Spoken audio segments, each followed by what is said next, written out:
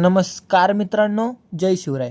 कसे आहात सगळे? मजेत ना? तर काल आपल्या संभाजीनगर मध्ये राज्यपाल महामहिम केसरी ही बैलगाडा शर्यत हिंद केसरी मैदानात होती. तर आम्ही पण गेलो होतो बैलगाडा शर्यत बघायला. आता बैल पाहायला गाडो आले अशी रीत झाली. मैदानाजवळ गेल्या गेल्या माणसं कमी आणि बैलच जास्त दिसत होती. तब्बल 580 बैल स्पर्धेत उतरणार होती. आम्ही गेलो तेव्हा जवळपास 25 गट झालेले होते. मग आम्ही पण मैदानाकडे चाललोच होतो. तर तेवढ्यात नंदीचा बादशाह, महाराष्ट्राचा हृदय सम्राट म्हणून ओळखल्या जाणाऱ्या मथुर 1001 ची एंट्री झाली. मग काय, शर्यत बघायला कमी आणि मथुर बघायला जास्त गर्दी झाली होती. मग आम्ही मथुरला बघण्यासाठी चढलो टेम्पोवर. हे बघा मथुरची गाडी आणि हे आपला मथुर. मग मथुरला गाडीमध्ये टाकलं आणि इकडे दिसलं की एक छोटा नंदी मस्त पळता. मग असेच अजून नंदी बघत बघत आम्ही पोचलो मैदानात आणि जसं पट सुटला, अरारारा असला आवाज येऊ लागला ना, मग आगमन झालं मथुरचे गाडी मालक राहुल भाई यांचं. मग जरा 1-2 अँगलनी शर्यत बघत आम्ही पोचलो सुरुवातीला. इथं तर एका चढ एक नंदी दिसत होती. हा बघा साजी. आणि तेवढ्यात एंट्री झाली अशा जोड्याची ज्याला बघण्यासाठी एवढी पब्लिक आली होती आणि ते म्हणजे लखन आणि मथुर. तर पहिले लखनची एंट्री झाली आणि त्यामागे लगेच आला बादशाह मथुर 1001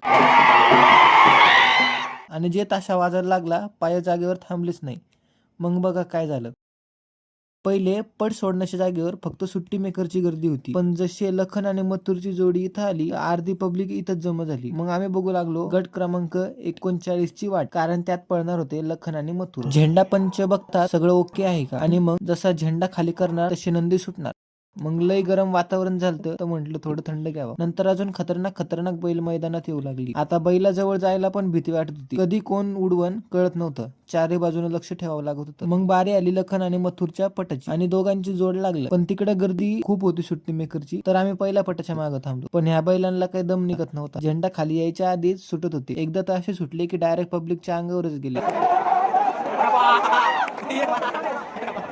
बरं सुट्टी मेकरला कंट्रोल झाली, नाही तर कार्यक्रमच होता पब्लिकचा. मग त्यांना वापस जागेवर आणलं. मग झेंडा जसा खाली आला नंदीनं असा पिकअप घेतला की फोन बंद खाली बघेपर्यंत अर्ध मैदान संपवलं होतं आणि मथुर पळाला तो पूर्ण पब्लिक मैदानात उतरला. आणि जसं लखन आणि मथुरनी गट मारला हे लोकांना कळालं, लोक पागलच झाले, जसं की फायनलच जिंकले की काय. राहुल भाई एक खुश. मैदान खाली करण्यासाठी असुदे पंच लई जोरात चाबूक फिरत होती. मग काय, आम्ही पण गेलो मैदानात. माझी पॅन्ट भरून टाकली होती नंदीनं पळताना. मग आम्ही जिथं शर्यत संपती तिकडे जाऊ लागलो आणि मथुर जिंकला म्हणून सगळे नाचत होते. तर आम्ही पण घुसलो गर्दीमध्ये. मग मस्त मज्जा करत आम्ही निघलो वापस घराकडे. आणि गाडीजवळ गेलो तर बघा गाडी कुठे होती. गर्दी तर बघा गाड्यांची. आम्ही एका गाडीवर 4 जण होतो आणि त्यात रस्ते भारी. इकडून चाललो होतो तर रस्ताच बंद होता. मग काय, आम्ही टाकली मधूनच गाडी, तर आमच्या मागे मागे सगळेच येऊ लागले.